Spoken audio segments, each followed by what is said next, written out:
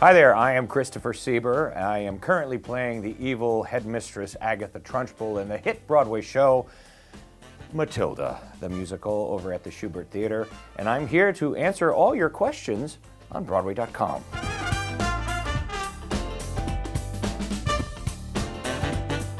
Emmy, the weirdest thing that I've ever done for a job. There's a lot I have done to get a job. Actually, when I was doing commercials, which was kind of the last time that I ever did a commercial audition, they forced me to get on a table, take off my shirt, pretend I was a gorilla, and wash myself with a dry bar of soap. And as I lathered myself up with this bar of soap, I became less of an animal and more of a human being. And that was quite the most humiliating thing. I don't do commercials anymore because that was kind of the straw that broke the camel's back. But I will say that doing Matilda was tough because I had a conference call with our director, Matthew Warchus, and he said I had the job, but then I had about 3 more weeks of literal hoops to jump through. I was over at Chelsea Piers jumping through hoops and doing the vault and stretching and doing all these things and getting approved by every department before I finally got the show Matilda. So I'm really happy to be there now because I worked really hard to get it.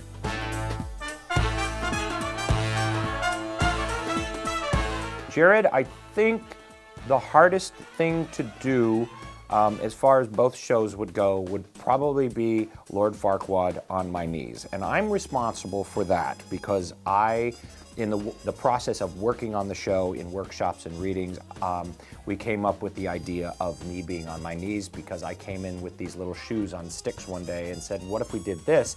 And we all fell out laughing and we thought it was really funny. And then it turned into me being on my knees for 2.5 hours during a big Broadway show for about 1.5 years. And so that show really destroyed me. I had weird muscles growing. I had weird things happening with my body. I gained a whole lot of weight because I hurt so much I couldn't work out. I couldn't do anything but the show. So that definitely is the hardest thing.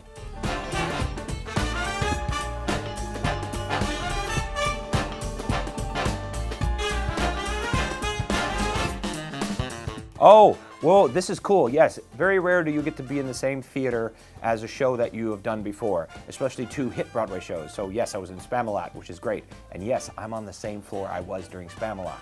I am currently, and I will say this very proudly, I am currently in David Hyde Pierce's dressing room, which was down at the end of the hall, and he had these fantastic cabinets built in there, so it's really, really nice. And Mr. Matthew Harrington, who's playing Mr. Wormwood, is currently in my dressing room. And so when I walk past it, I'm like, oh, remember that? That was my dressing room. It was so much nicer then.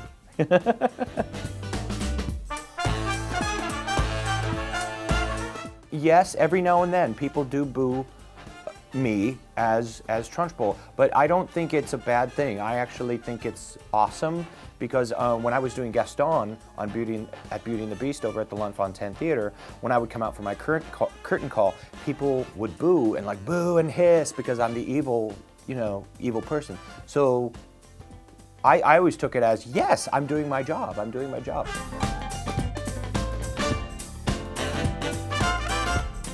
I was so excited to see the Into the Woods movie, and when I did see it, I was on the edge of my seat like this, watching it, and what they did with it, I thought was absolutely beautiful. It was still magical. It was still Steve Sondheim's, Steve Sondheim. It was still his music, and they didn't mess with it too much. They still told the story. It was a lot faster than the show, I thought, but the pacing was terrific, and Agony was really, really good, which is the song that I sang. I was cheering. I was literally laughing out loud and cheering. I was so happy with it.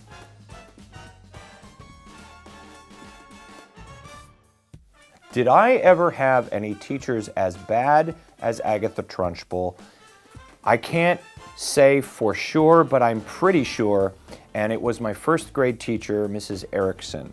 She had the same clothes, except instead of brown, it was black, and she always wore skirts that came down, and those really big black orthopedic crazy Minnie Mouse shoes that are thick and crazy. And she always had her hair just like Agatha Trunchbull, this gray hair that was tied up in a bun.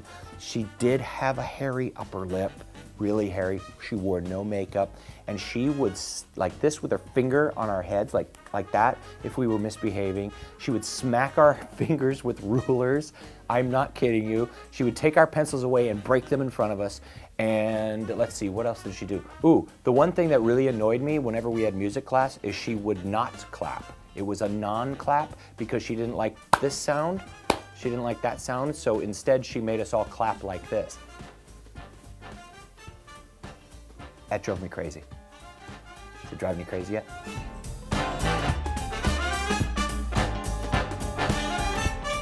There's a moment right before I go on, Trunchbull goes on, and it's like 40 minutes into the show that I finally go on. And basically I do the school song, which is the ABC number at the gates when they're shoving the letters through. Usually I sing along with that at the top of my lungs backstage because my mic is not on. And Allison Luff and I, because she has the scene coming up too, so we're back there and we're dancing. We usually dance with the Matilda too, whoever the Matilda that is now. All three of us are back there dancing and doing ridiculous and shouting and screaming the song at the top of our lungs, to the point where the crew is looking at us like, what is wrong with these people?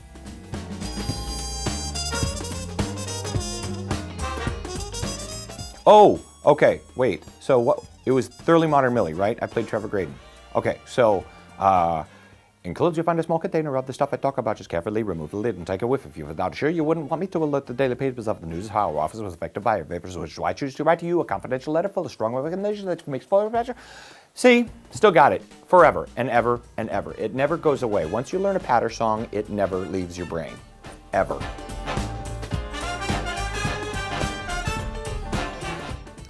Okay, here's my impression of, it's not even an impression. This is what happened. I will tell you this, and then my impression will go into it. So I was going to go into the show Chicago. I hadn't done it in 7 years. I get a phone call and says they don't want you to see Chicago today. They want you to go see La Cage aux Folles. And I was like, well, that's really weird. I'm going to this show, but they want to see that. So I go and see it. Harvey's on at this time. Jeffrey Tambor was nowhere to be found, so he was gone already. I didn't know this. So I see the show, and Harvey's up there doing amazing. It's incredible. So after the show, I go back to his dressing room because Harvey and I have been friends for 20 years or so. And I knock on his door. He opens the door, flings it open. He drags me into the dressing room, slams the door, shoves me down on the couch. He says, are you going to do the show with me? It's like, what? Are you going to do the show with me? It's like, what show? This show, La Cage aux Folles. Jeffrey Tambor just up and left. He's gone. He's gone. I don't know where he is. I've had one night stands that lasted longer.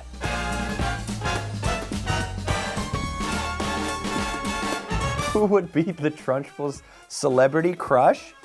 Well, Bradley Cooper's right next door to our theater, and our wall, my wall in the theater, and on the other side of the wall is the booth theater where Bradley Cooper is.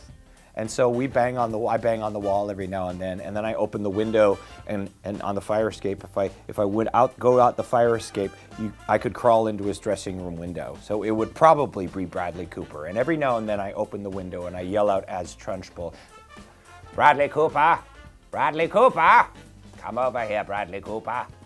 I've got pie for you, Bradley Cooper. He hasn't yet. He hasn't come over yet. I love your questions, guys. Thanks for asking me all these questions. Ask me more. It's totally fine. I want to thank Broadway.com for having me here on the Super Couch. It's always fun to be here on the Super Couch. Anyway, take care of yourself. Bye.